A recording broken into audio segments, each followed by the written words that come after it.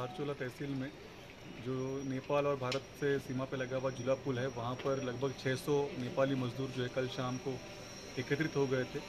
उनकी आशा थी कि जो पुल है वो खुल जाएगा, लेकिन वहाँ के जो जिलाधिकारी हैं उनसे वार्ता किया गया है और उनसे वार्ता के उपरांत ये जानकारी प्राप्त हुई है कि नेपाल सरकार द्वारा जो है अपना जो देश में लॉकडाउन है या प्रतिबंध है उसको बढ़ाकर 9 अप्रैल तक उन्होंने बढ़ा दिया है और ऐसी दशा में पुल का खुलना जो है संभव नहीं है।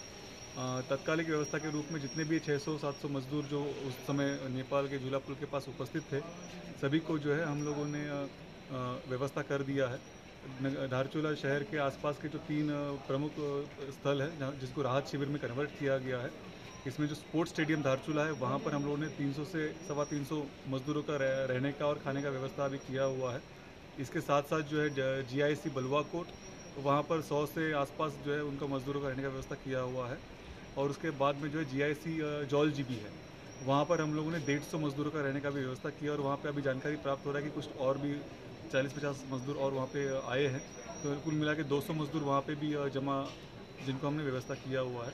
सभी से हमने आज जो है खाने की व्यवस्था की है। खाने के लिए हमने विविध हमारे फूड इंस्पेक्टर्स हैं उनको लगाया गया है, सप्लाई इंस्पेक्टर उनको लगाया हुआ है। साथ में हमारे राजस्व के जो तहसीलदार, नायब तहसीलदार और पटवारी हैं उनको भी लगाया हुआ है। पुलिस विभाग के माध्यम से वहाँ पर पुलिस का तैनाती किया है ताकि कुछ अगर व्यवस्था करनी है, कोई मदद करनी तो उसके लिए सहायता मिलेगी। और सभी नागरिकों से, सभी नेपाली नागरिकों से, मजदूरों से अनुरोध किया गया है कि आप जो है हमारे राहत शिविर का फ़ायदा उठाइए इसमें, क्योंकि अभी अगले प्रतिबंध की अवधि समाप्त होने तक भारत सरकार से और नेपाल सरकार से जब तक अनुमति प्राप्त नहीं होगी, कोई भी झूला पुल जो है नेपाल की सीमा की तरफ खुलने वाला वो अभी खुलेगा नहीं। उसके लिए हम लोग वार्ता कर रहे हैं और तब तक आप राहत शिविर में रहिए। राहत शिविर में कोरोना वायरस से बचाव के लिए आपको जो दूरी बना के रखनी है एक दूसरे से, जो सोशल डिस्टेंसिंग मेंटेन करना है, उसका आप अनुपालन करें। साथ में अपने हाथों को बार बार आप साबुन के पानी से धोते रहें। उसके लिए पानी की व्यवस्था पर्याप्त मात्रा में पेयजल विभाग के माध्यम से कर दिया गया है। नगर पालिका के माध्यम से और अन्य जो स्वयंसेवी संस्थाएं, ग्राम प्रधान है या नगर पालिका की कोई टीम है, उनके माध्यम से खाने और वॉलंटियर्स की व्यवस्था किया गया है, उसका हम लोग प्रयास कर रहे हैं। स्वास्थ्य विभाग को निर्देशित किया है कि यहाँ पे कोई भी व्यक्ति अगर ऐसा प्रतीत होता है जिसको भी सर्दी जुकाम या खांसी ऐसा तकलीफ होता है तो उसको रहने के लिए अलग से आइसोलेशन कमरा भी हमने तैनात किया है, जो कि टेंट के माध्यम से बनाया गया है। और यहाँ पर अभी मैं उपस्थित हूँ यहाँ पे स्पोर्ट्स स्टेडियम धारचूला में, तो यहाँ पे 350 मजदूरों का रहने का व्यवस्था किया गया, उसमें 8 से 10 महिलाएं भी शामिल है और उनका भी हम पूरा ख्याल रख रहे हैं। उनके रहने की व्यवस्था अलग किया गया है, बाकी मजदूरों से भिन्न व्यवस्था पे उनको रखें। थाना क्षेत्र में पुलिस फोर्स जो है पूरी तैनात है और इसमें हम लोग लॉकडाउन का अनुपालन 100% कराया जा रहा है। जो भी इसमें डिफ़ॉल्टर्स हैं उनके लिए सख्त निर्देश दिए गए हैं कि उनको 188 के अंतर्गत कार्रवाई की जाएगी।